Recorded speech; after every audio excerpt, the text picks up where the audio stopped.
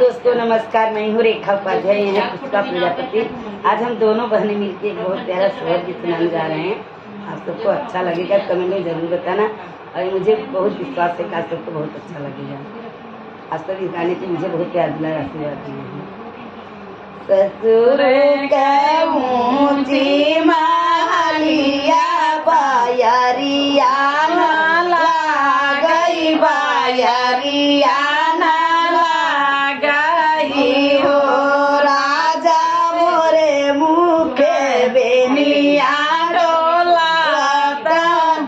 गरमी हमारे लगाई, गरमी हमारे लगाई ओ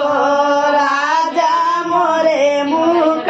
बेनिया डोलाउत्या, गरमी हमारे लगाई, गरमी हमारे लगाई ओ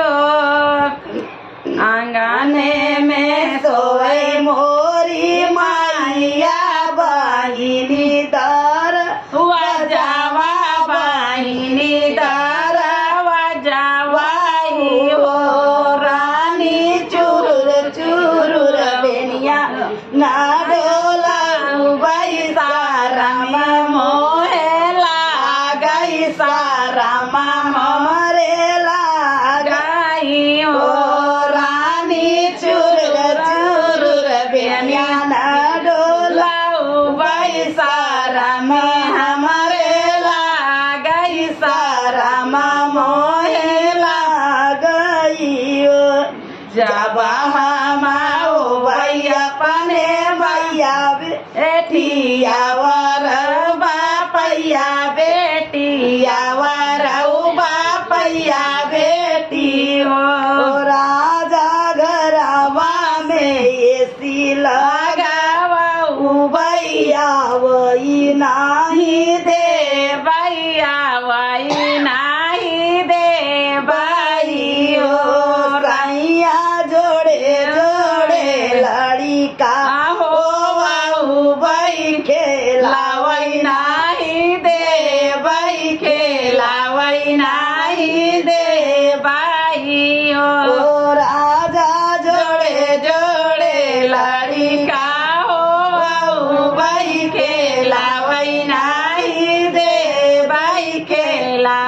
नहीं दे पाई हो जब हम